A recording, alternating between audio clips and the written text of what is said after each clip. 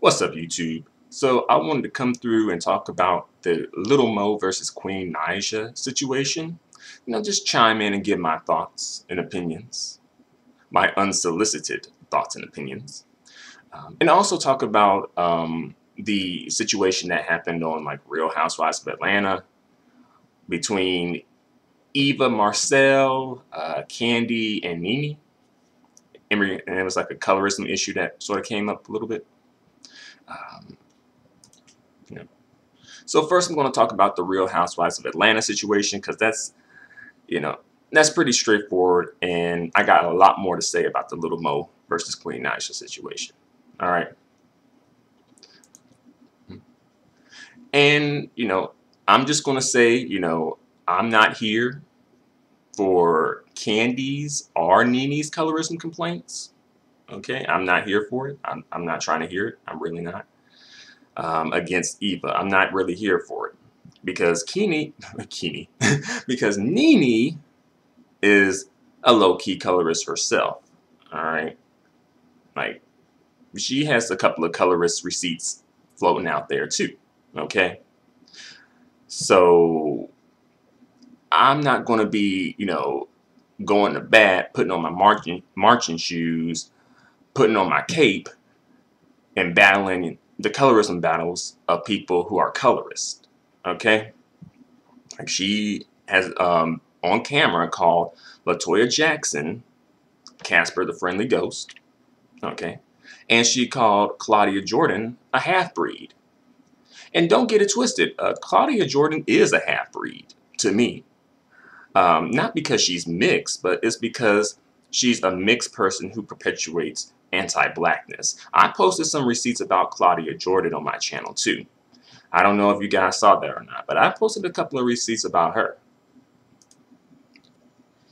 So again, don't get it twisted now. All right. And also, I didn't hear Kandi complaining about what Nene said to Claudia Jordan.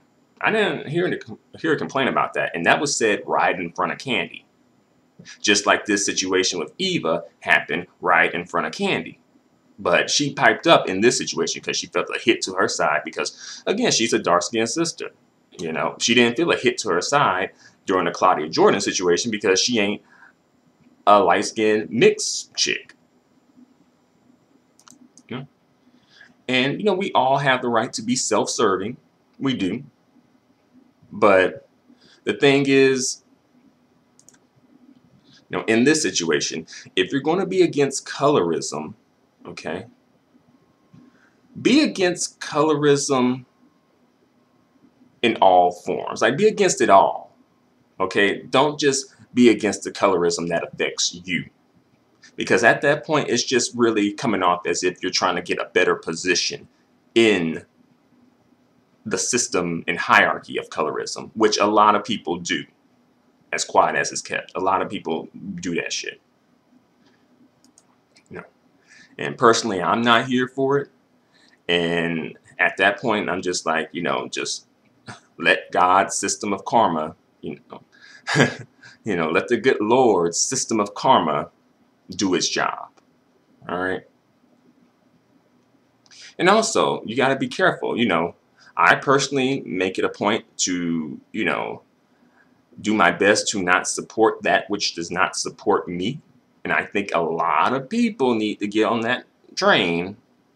Especially some of these brown skin and dark skin sisters need to get on that train. But, I get the feeling that y'all don't want it. Not as a collective, Y'all don't want it. Y'all don't want to win. And for the record, could Eva be a colorist? Could she perhaps have some sort of a colorism bias? Maybe she was taking a shot at the girl because she was a little darker. And also, I didn't really explain.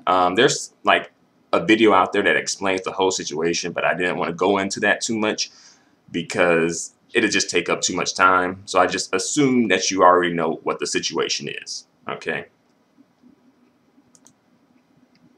Like, Eva did date Lance Gross.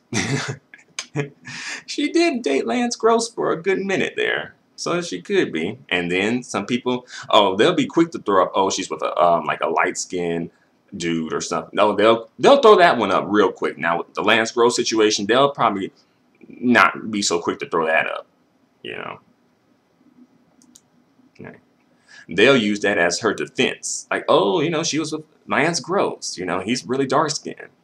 As if, women can't be with dark skinned men and not have colorism biases toward dark skinned women. You know. And low key, I think some of those men even encourage it. But this is nothing new. This is not new information, y'all. We already know that. Like, your colorism bias doesn't shut off just because you're with someone who is of like a certain hue. Just like racism doesn't shut off just because you're with someone of a different race, right? And as well, shout out to Eva, for giving the light skinned brothers a chance, you know. And that's the thing, uplift those who like uplift you, you know. All right, so I think I'm pretty much done with that situation. Let's move on to the Little Mo and Queen Naija situation here. All right. So I'm not quite sure if this is a colorism complaint, but I'll low-key kind of treat it as one, I threw out the other colorism complaint because I wasn't there for Nene and Kandi, So they got their case got thrown out. But this case, I'll try this case a little. I'll try this case and see what I can do. All right. So, for the record, I'm Team Little Mo. All right. I'm here for Little Mo's colorism complaints, if this is one. Although, I think her colorism complaint may be implied, and I think she may have strategically done that. Although, the way that Little Mo is going off on Twitter or Instagram or whatever, I'm not sure if she's really being strategic about this. I'm not sure, but this could be it could be a low-key strategic move, though, to not explicitly talk about skin tone, because then it becomes, oh, the dark-skinned girl's jealous of the light-skinned girl. And we all know people love to push that narrative. They love it. Even when that's not even the case, they love to push that shit, right? So Little Mo so Queen Naija performed at the Soul Train Music Awards, and her performance, I saw it. It was like, even just her being there, she kind of looked a combination of like lackadaisical, disinterested, and even a little confused and lost. Like, what am I doing here? Like, look at it. And she's kind of new to the game, so she's probably not the most seasoned person in the game, especially at this point now where the music industry is at. Because back in the day, they did do artist development and really invested in that, but now, because of like budget constraints and legal downloads and all piracy and all that stuff, they're not really doing that. So they're just pushing them out there prematurely. Okay. And I just think perhaps maybe Queen Naija may be one of those people who may have been pushed out slightly prematurely, And Little Mo, she felt some type of way about this because she felt some type of way about the performance that Queen Naija did with like the Soul Cypher with Kelly Price, because she felt like that spot could have went to someone with more vocal talent, someone who really could use that spot also as far as like promotion is concerned. And also, a bit of a sidebar here. I know I've heard Queen Naija's song on the radio, but I never connected the two people together, her song with her. That like, she's going to get the medicine. that song, right? And I was like, okay, I didn't know who the person was. Like, this seems like a cool, nice song. I kind of thought it was like maybe K Michelle or something. I don't know. I'm not familiar with K Michelle's music either, so I don't know. I was like, oh, I guess K Michelle has a new song out or something. But I was like, okay, now I know who this person is. Okay, that's what's up. All right. So Little Mo got triggered and she jumped onto Instagram and she went in. She didn't. She didn't really. She wasn't holding back. She went in. All right. So I'm gonna read what Little Mo posted on Twitter. Okay. All right. So here it goes. Where shall I begin? Okay. Here goes. From what I've seen at Queen Naija is a very pretty girl. Okay. So she's starting out with a compliment. Okay. My daughters love her music as she will be their future, and when they look back, this is who is chosen to lead the millennials into what's new and next in music. Okay, all right. I pray she beats all the odds, does numbers, and remains humble. Okay, all right, Okay, as for the cipher, okay, now this is where shit starts to go real left here. Maybe the pregnancy is prohibiting singing from the bottom of her pit. Maybe she should have war cried or just set this one out until her seasoning is to its finest savor. Okay. Um, so, okay, Little Mo, she's saying, like, maybe you should have set this one out, right? I really don't know much about her besides the blog posts or the blogs post. But I believe she can reach her fullest vocal potential outside of its mediocrity if she stays around vocal Bibles. Little Mo, she don't care. The look and voice is there. Just needs someone on her team to tell her to tap in. Because, to be honest, too many sound alike, look alike, and have the same story, YouTube or social media. So when they get out here in the real world and do one show, whole voice be gone. Y'all know Little Mo. She's speaking truth, to be honest. She really is. People gonna say that she kind of bitter, she jealous, she angry, and there could be some truth in that because it's like, well, I'm singing like light years ahead of these people, and I used to have like a major music career. What's up? So she may be a little salty. I don't know what it takes to have staying power now. Yeah, I don't. Yeah.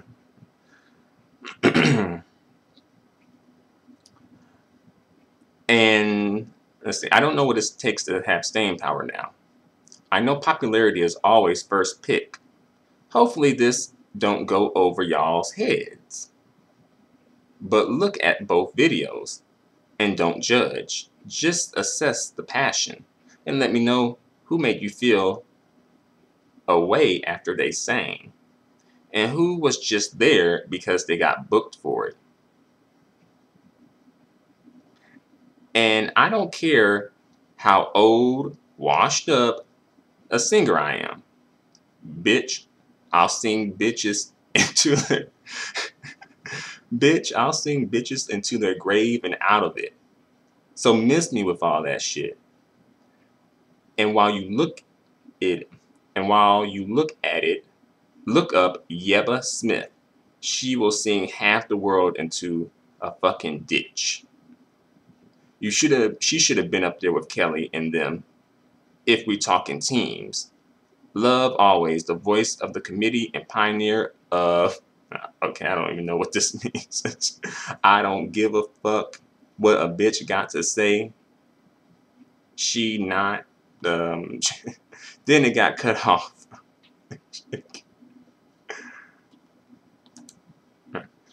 Okay, so Queen Naija responded, and she said, quote unquote, a word of advice from a young singer just now entering the music industry to vets who have been in the game. Encouragement goes a long way. Someone can look up to you and adore you, and you can completely ruin their view of you by speaking down on them.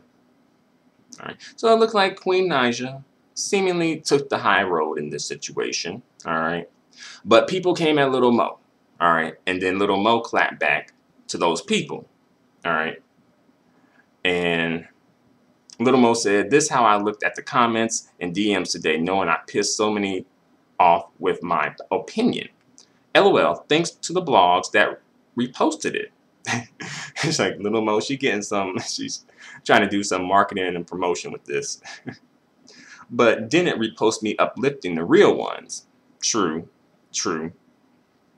You know how the blogs do. They gonna take bits and pieces and kind of piece it together to create a certain narrative. All right. Yep, I made my point. A lot of people love mind manipulation and BS rather than substance. Watch how I fuck y'all heads up the rest of the week. Too easy. And my son was so bad this day at the pumpkin patch, he was throwing shit everywhere. Good night, everyone. Crazy thing is, I never said I didn't like Queen Naija. Y'all niggas is weird. I just think Yeppa Smith deserves a chance. Especially singing around or after Miss Kelly Price. May all these women flourish and sing their hearts out. And may all circles be sang around anyone off-key or lazy ad-libs. XOXO. So, Little Mo pretty much doubled down. Then she went on to post another post saying, this is how you cipher. This is how you freestyle. Not no dry-ass 1992 forced ad-libs or recycled runs. Y'all popularity contest is corny. Keep the sheep in their own lane. Let the OGs handle these kind of things. I'm sorry, your top picks have the looks, but the chops not adding up. Yes, I said what I said. Either sing a circle around them or just decline the invite. And then she puts like these laughing while tearing. These like emojis that are laughing while crying. And then she said, Miss Kelly Price sings down. Not too many can do anything after her. She just has it.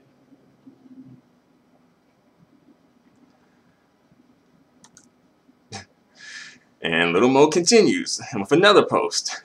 Tap in is a verb. You can see it, but it's something you do.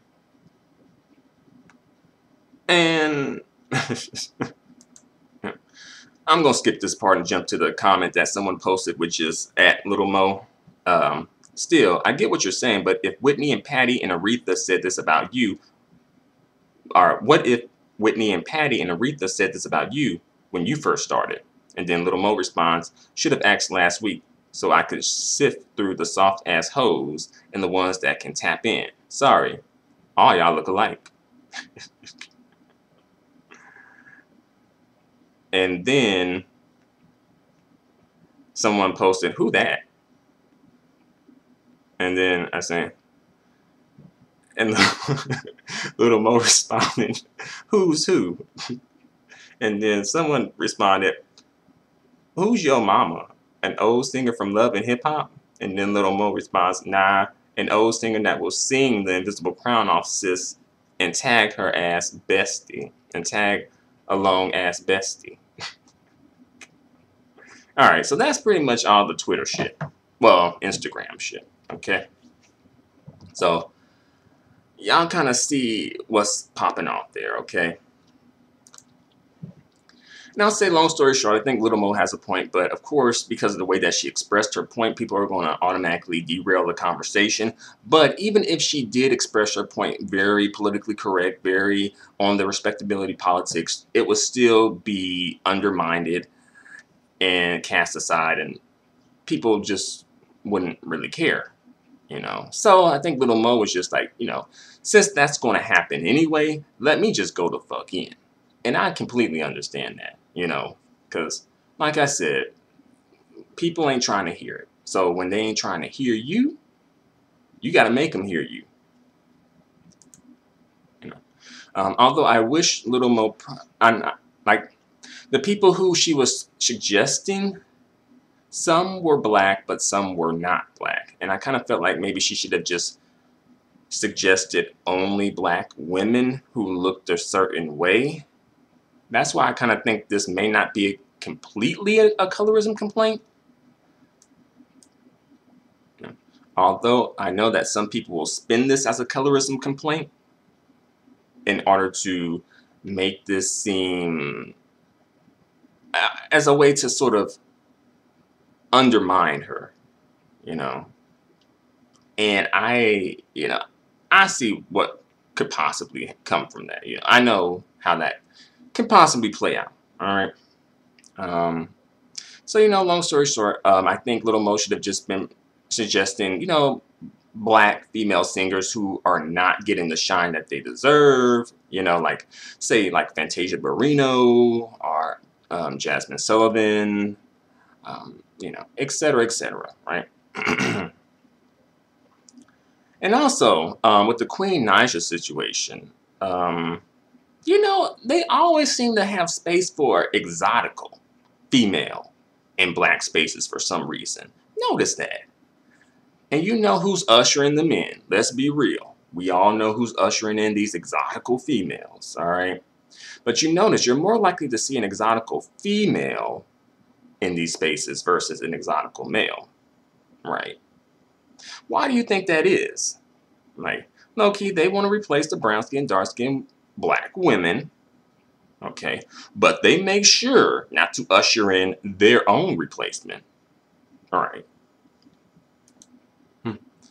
But in my personal opinion, I just think that brown-skinned and dark-skinned men's karma will come like a thief in the night. And I'm like, what the hell? Because as you know, when this comes to colorism, they tend to be the common denominator in a lot of this shit. Let's be honest.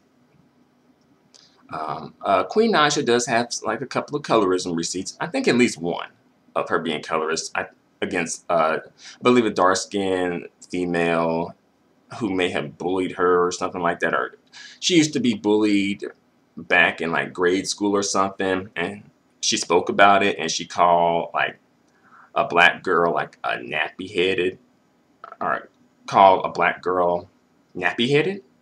Because I think the girl was like pulling her hair or something, and I think that's possibly where it may have been triggered from. Like, oh, you're jealous of my hair texture, right?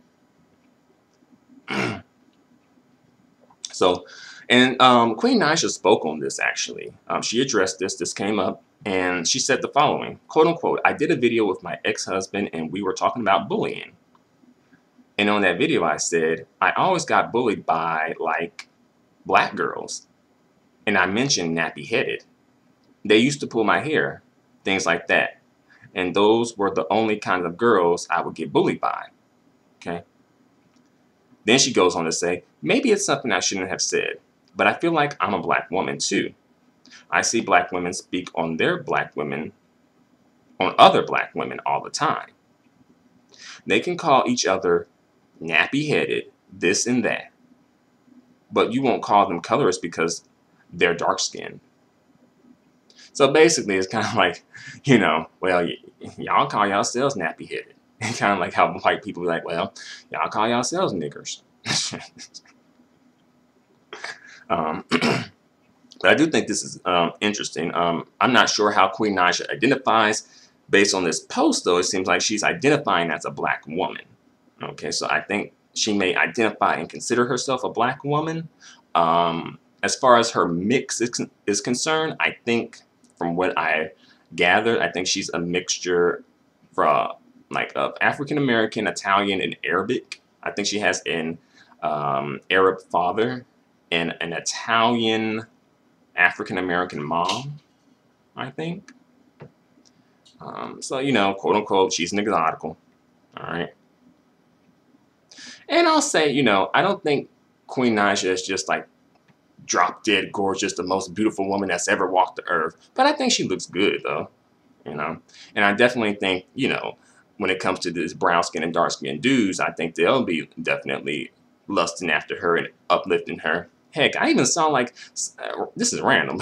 I even saw some dude in the comment section uplifting and just lusting and acting like that Ella May was like the best looking thing ever. And no shade to Ella May, but I'm like, shit. I mean, beauty is in the eye of the beholder, but like, what exactly are you beholding? That's what I want to know. All right. So, you know, that was Queen Naija sort of responding to the colorism accusations right there. Okay. And also a bit of a sidebar here. I was hella surprised to see that she actually has a light-skinned boyfriend slash baby daddy. I was like, what the fuck?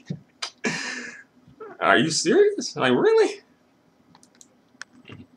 Like, I was hella surprised at that. I'm like, what? Seriously? So I'm like, okay, that's what's up. All right. I'm like saying, okay, you know, you might actually have some taste and some common sense here. Okay, that's what's up. Although I think she did date a brown-skinned dude prior to the dude that she's with now, you know. But it also kind of goes to show you that, you know, as I've mentioned before, when these light-skinned, mixed, biracial, exotical chicks, when they really have options, right? When they are in a certain caliber and in a certain stage in life, you know, basically when they're exceptional and have something to offer and, you know, not just some random chick, they tend not to be as quick to go to, you know, those brown skin and dark skinned men, you know. Notice that, you know. That's something to pick up on. I mentioned that before. But as I said, when the more basic they are and the more mediocre they are, the more likely you'll see them with a brown skin or dark skinned man. All right. Just kind of have that in mind and see how that plays out for you. All right. But back to business though. So shout out to Queen Naija, and also shout out to her for being smart enough to be with and have a baby with a light-skinned man instead of a dark-skinned man. Because if she is colorist, then she really should just have a baby with a light-skinned man or just a non-black man if she really has some sort of issue with dark-skinned people, especially dark-skinned women, because she could end up with a dark-skinned daughter. Or just a dark-skinned child in general, but especially a dark-skinned daughter. So if you are colorist, and I think, you know, like this is something that kind of goes over people's head because people don't want to address this. Because as we know in the community, light-skinned, mixed and biracial women and exoticals can do no wrong. They will always be defended no matter what bullshit they do. Sort of kind of like how white women can kind of get away with a lot of shit that white men can't get away with. Notice that. It kind of is. Notice that. It's like female fragility that people sort of give into. But notice that the dark-skinned and brown-skinned woman, she is not allotted that female fragility. No, you don't tend to see that play out nearly as much. I wonder why that is. All right. But again, I will give her, you know, a shout out for being smart enough not to have a a child with a dark skinned man if you're going to have colorism issues or if you're going to be low key colorist, because you know some of these women out here will have these very anti-black slash anti-dark skin tendencies that they express, you know, very openly to an extent at times. but will still get with a dark-skinned man and have a child with him. Then the kid comes out dark-skinned. Then she's feeling some type of a way about this, and she's projecting onto her child.